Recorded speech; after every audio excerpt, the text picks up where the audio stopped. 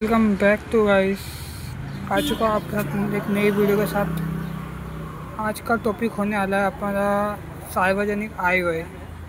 ये 4 क्रेडिट के लिए है, सेकेंड ईयर में। इसके अंदर मेरा नाम देख सकते हो, वर्ग, रोल नंबर, कॉलेज का नाम और मार्गदर्शक। मेरा टॉपिक है भारत सरकार के उद्योग का विषयी अर्थसंकल्प 2024-25 में।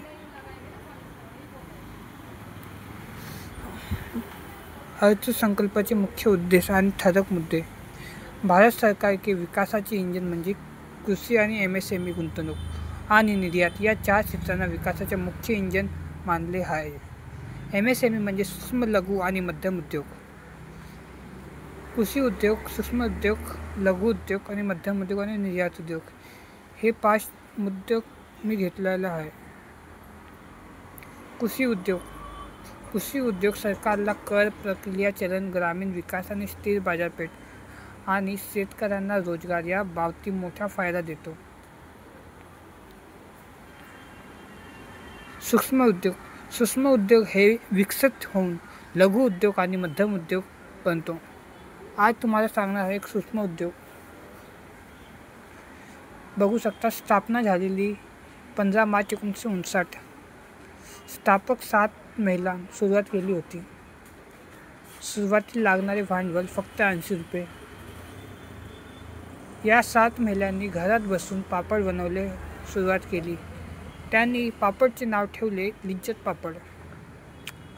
आता 2025 मध्ये भारतातील सुमारे 17 जिल्हे आणि 80 पेक्षा जास्त कंपनी आहेत त्यांचे भारतामध्ये, आणि यांचा माल एक्सपोर्ट होऊन आंतरराष्ट्रीय व्यापार करतो. निर्यात. बघू शकता, सूक्ष्म उद्योग हे एका टायमाला लघु उद्योग आणि मध्यम उद्योग आणि बनतो. सूक्ष्म उद्योग. पुढचा बघू शकता तुम्ही लघु उद्योग. लघु उद्योग म्हणजे एक किराणा शॉप.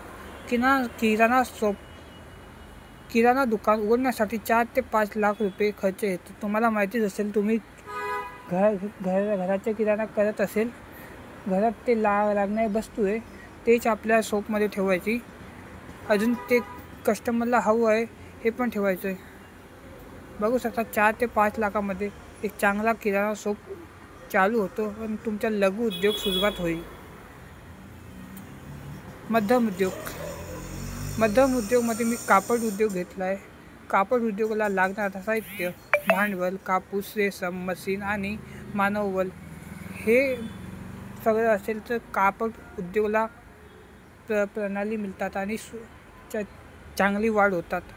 कापड तयार करणारे वेगवेगळे यंत्र, कापड शिलाई यंत्र असे वेगवेगळे यंत्र लागतात, आणि सगळ्याला मॅनेज करायला एम्प्लॉय पण पाहिजे. बनवलेले माल विकायसाठी बनवलेले कापड निर्यात करणारे वाहने गरजेचे आहे. याच्यासाठी तुम्हाला पूर्ण प्लॅन असावा लागतात. बघू शकतात, मी तुम्हाला लघु उद्योग, मध्यम उद्योग आणि कृषी उद्योग हे 4 उद्योगमध्ये सांगितलं आहे. हे सगळं करायला आपल्याला फक्त हे सगळं पाहिजे. अजून निर्यातासाठी टेम्पोचे एक्सपोर्ट करायला लागणारे माणूस आणि निर्यात एक्सपोर्ट बोलतात त्याला इंग्लिशमध्ये. निर्यातामुळे प्रक्रिया चलन मिळतात. देशांतर्गत उद्योगांना जागतिक बाजारपेठ मिळत आणि आर्थिक वाढ होतात. देशामध्ये निर्यात उद्योग नसला तर उद्योग जास्त नाही होणार, अजून आपल्या गावाकडेच राहणार. याच्यासाठी एक्सपोर्ट गरजेची आहे. अजून त्याच्याहून होणारे आपल्या देशाची GDP म्हणजेच सकल देशांतर्गत उत्पादन, म्हणजे देशात अंतर्गत होणारी वाढ. तुम्ही बघू शकता, 2024 मध्ये भारताची GDP लगभग 3.9 ट्रिलियन अमेरिकन डॉलर होती, तर आता 2025 मध्ये GDP लगभग 4.9 ट्रिलियन अमेरिकन डॉलर झालेले आहे. अशीच भारताची GDP वृद्धीवर 6.5% वाढ होती आहे. 6.5% वाढ झालेली आहे. जगात भारत चौथी सगळ्यात मोठी अर्थव्यवस्था आहे. आम्हाला वाटते 2030 नाही तर 32पर्यंत भारत हे तिसरी जगात सगळ्यात मोठी अर्थव्यवस्था होऊ शकते.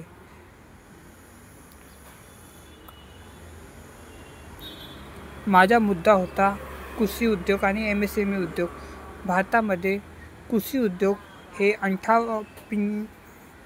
55 लाख कोटी रुपयाची उत्पादन करतो आणि 18% GDP मधील भाग आहे. आणि MSME उद्योग हा 98 लाख कोटी रुपये हे उत्पादन करतो आणि GDP मधले आपला 30% आहे. निष्कर्ष कृषी उद्योग आणि MSME उद्योग मिळून भारताची अर्थव्यवस्था जवळपास अर्धा वाटा 48% उचलतो.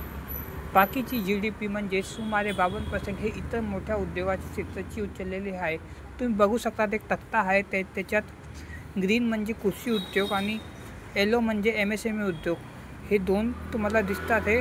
पण बाकीची 12% हे मॅन्युफॅक्चरिंग आणि 40% हे सेवा क्षेत्राचे भाग झालेला आहे. असा टोटल आपला 100% देशांतर्गत व्यापार होतो. माझी व्हिडिओ तुम्हाला आवडली असेल तर तुम्ही लाईक फॉलो करू शकतात. अजून पुढे आपल्याला धन्यवाद व्हिडिओ पाहायला. Bye bye. नेक्स्ट व्हिडिओमध्ये तुम्हाला नवीन टॉपिकला भेटतो मी.